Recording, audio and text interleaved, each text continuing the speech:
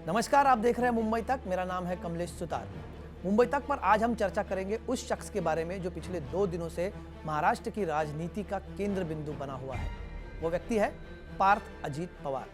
वैसे तो राष्ट्रवादी कांग्रेस में कोई भी पद उनके पास नहीं है या फिर सरकार में कोई भी जिम्मेदारी उनके पास नहीं है। बावजूद इसके क्यों बने हुए पार्थ पवार इस पूरे राजनीतिक चर्चा का केंद्र बिंदु? आखिर पवार परिवार में क्या चल रहा है? क्या महाराष्ट्र की राजनीति इस मुद्दे को लेकर गर्मा गई है और महाराष्ट्र की राजनीति में पार्थ पवार इशू के क्या परिणाम होंगे? मुंबई तक पर आज हम चर्चा करेंगे पार्थ पवार मुद्दे के साइड इफेक्ट्स के बारे में। सबसे पहला मुद्दा, आखिर पवार परिवार में क्या चल रहा है? 2 दिनों पहले सुप्रिया सुले अपने व्हाट्सएप स्टेटस पर एक फोटो रखती है। उस फोटो में उनके साथ होते हैं पार्थ अजीत पवार और वहां पर सुप्रिया सुले लिखती है चिलिंग विद पार्थ पवार, यानी पार्थ पवार के साथ में कुछ हंसी मजाक के क्षण। पिछले कुछ दिनों से जिस तरह से लगातार पार्थ पवार की तरफ से बयान आ रहे थे जो सीधे सीधे पार्टी की भूमिका को छेद देने वाले बयान थे या पार्टी की भूमिका के विपरीत बयान उनकी तरफ से आए थे, चाहे वो सुशांत सिंह मामले में सीबीआई जांच की मांग हो या फिर राम मंदिर को लेकर उनका किया गया ट्वीट हो या और कोई उनकी भूमिका रही हो, उसको लेकर काफ़ी चर्चा थी। और एक मुद्दा चर्चा में लगातार आ रहा था कि पवार परिवार में शायद पार्थ पवार अलग भूमिका लेने की तैयारी तो नहीं कर रहे। उसके बाद सुप्रिया सुले ने ये फोटो अपने व्हाट्सएप स्टेटस पर रखने के बाद लगा था कि इस पूरे मामले पर पर्दा गिर गया है और ये पूरा मामला थम गया है।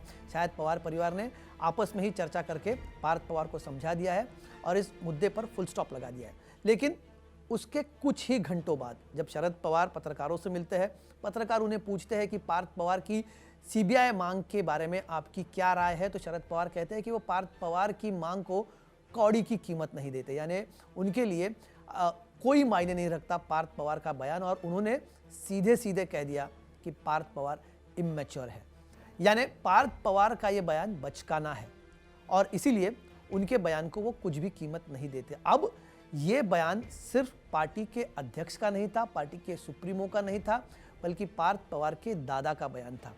तो इस बयान के बाद में फिर से चर्चाएं शुरू हो गई, क्या पवार परिवार में फिर से कोई राजनीतिक संघर्ष शुरू हो गया है?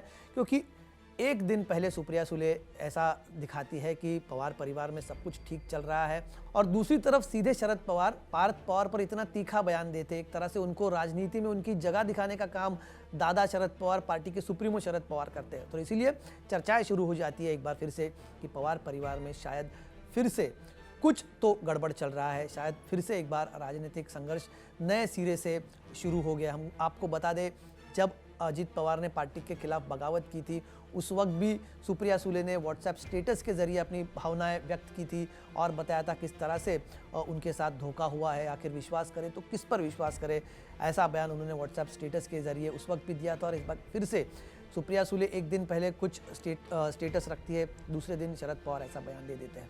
तो ये मुद्दा चर्चा का बन गया था। दूसरी चीज़, राजनीति किस तरह से गर्मा गई। राजनीति सबसे पहले पवार परिवार के अंदर ही फिर से शुरू होती है।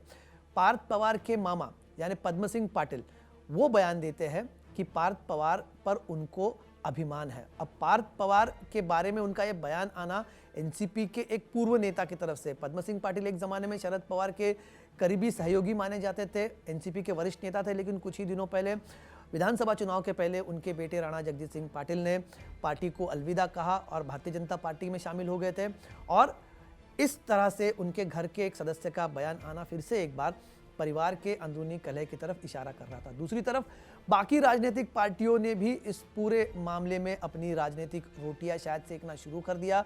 भारतीय जनता पार्टी ने इस मामले में बयान देते हुए भारतीय जनता पार्टी के एक नेता और विधायक नितेश राणे ने पार्थ पवार का समर्थन किया है। उन्होंने कहा कि पार्थ पवार लंबी रेस का घोड़ा है, ये उन्होंने पहले भी कहा था, इस बार फिर से उन्होंने उस बयान को रिपीट किया और एक तरह से पार्थ पवार के पीछे हम खड़े हैं, उनकी भूमिका का हम समर्थन करते हैं, ये उन्होंने अपने ट्वीट के जरिए जता दिया। इससे पहले भी जब पार्थ पवार ने राम मंदिर को लेकर बयान दिया था उस वक्त भी भारतीय जनता पार्टी के एक विधायक राम कदम सामने आए थे और उन्होंने पार्थ पवार का समर्थन किया। तो एक तरफ पार्टी के नेता पार्थ पवार के बारे में इस तरह से बयान दे रहे, पार्टी के सर्वोच्च नेता इस तरह से बयान दे रहे हैं, दूसरी तरफ भारतीय जनता पार्टी की तरफ से उनका समर्थन किया जा रहा है। दूसरी तरफ दूसरे एक नेता एनसीपी के छगन भुजबल जो एक ज़माने में अजीत पवार के पार्टी के अंदरूनी विरोधक माने जाते थे, वो पार्थ पवार के बारे में कहते हैं कि पार्थ पवार नया है। और एक मराठी फिल्म का डायलॉग है जो वहाँ पर कोट करते हैं और कहते हैं कि नया है वह।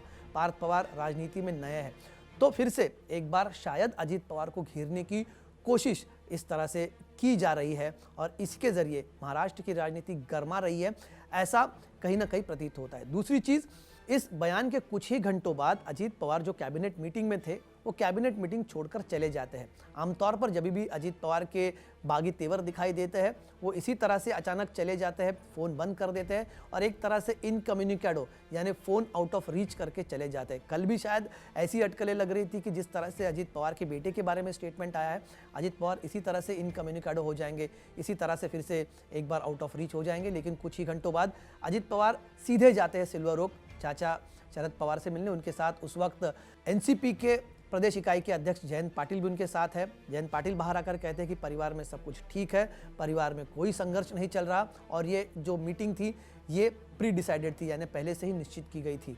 लेकिन फिर से महाराष्ट्र की राजनीति में एनसीपी के अंदर और पवार परिवार के अंदर कुछ तो भी चल रहा है, कुछ ना कुछ अलग हो रहा है, ऐसी चर्चाएं शुरू हो जाती है। और अब इसके जरिए सबसे अहम तीसरा मुद्दा सामने जो आता है वो है कि क्या इसके परिणाम महाराष्ट्र की राजनीति पर आने वाले दिनों में हो सकते हैं। क्या पार्थ पवार पर दिया गया ये बयान पिता अजीत पवार को रास आया है या रास नहीं आया है? अगर उनको इस बात का गुस्सा है तो किस तरह से अजीत पवार रिएक्ट करेंगे ये आने वाले दिनों में पता चल ही गया। शायद एक तरह से अजीत पवार ने कल एक छोटे से हरकत के जरिए शायद दिखाई दिया कि उनके मन में शायद इसके बारे में खटास है, नाराजगी है। लेकिन अजीत पवार क्या करेंगे? जिस तरह से भारतीय जनता पक्ष लगातार पार्थ पवार के समर्थन में आ रहा है और जिस तरह से पार्टी के अंदरूनी संघर्ष के चलते कुछ एनसीपी के नेता ही पार्थ पवार के खिलाफ आकर बयान दे रहे हैं, इसके चलते क्या इसका परिणाम सरकार पर हो सकता है, राजनीति पर हो सकता है? घटक दल इस पर किस तरह से रिएक्ट करेंगे, क्या प्रतिक्रिया देंगे, इसके बारे में आने वाले दिनों में क्या होता है ये देखना दिलचस्प होगा। इन सभी चीज़ों पर हमारी नज़र रहेंगी और इसके सारे अपडेट्स हम आपको मुंबई तक पर इसी तरह से देते रहेंगे। आप देखते रहिए मुंबई तक।